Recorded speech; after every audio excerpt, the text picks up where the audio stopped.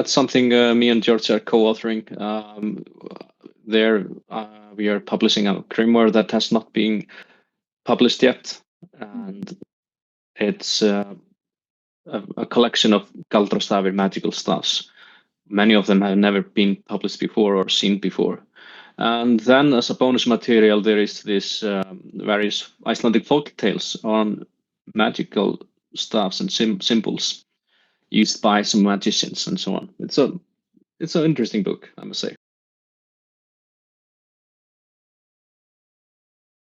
So, writing my master thesis, and I was talking mainly about one Icelandic saga called Gísla Saga Súrssonar, the saga of Gísli Súrsson. And this saga takes place in the Westfjords of Iceland.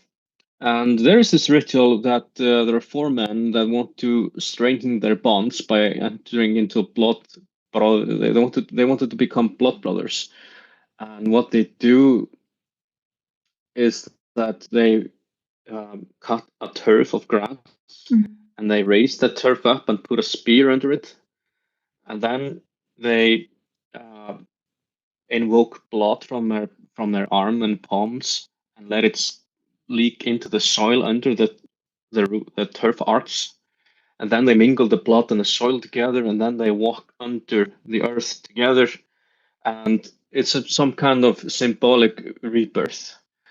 And by doing so, they are as newly born brothers with new responsibilities. So if any of them die in battle or get killed, the other need to revenge for the other one. And my basic research question was: this is an account written in the 13th century, but is it an invention of the writer, or is he creating this out of thin air, or does it have roots in folkloristic traditions in Iceland and Europe? And my conclusion was yes, it does.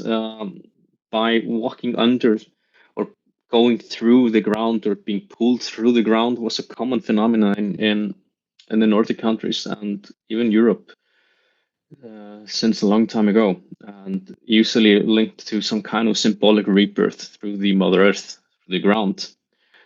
But in this case, so this is not only the symbolic, but it also has a meaning with new responsibilities. And by doing so, you're a little bit of pseudo brothers. You're a little bit of, so in modern sense, it would be like you have all of this kind of bikers gangs, and they call each other brothers. Yeah. It's something that, or people rooting for the same team, they're all into it together. And psychologists have argued that this is linked to, when we were living in the Stone Age, hunting the same animal together. The person who killed the animal everyone is equally guilty of it.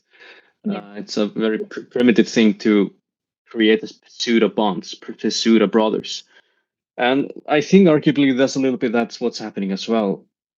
And in this Blood-brotherhood ritual, it involves action like walking under the turf and stirring blood together and reciting oath, and you're both naming people as witness and the pre-Christian gods. So it's a very ritual moment and symbolic moment that would definitely create new responsibilities and new brotherhood in a sense.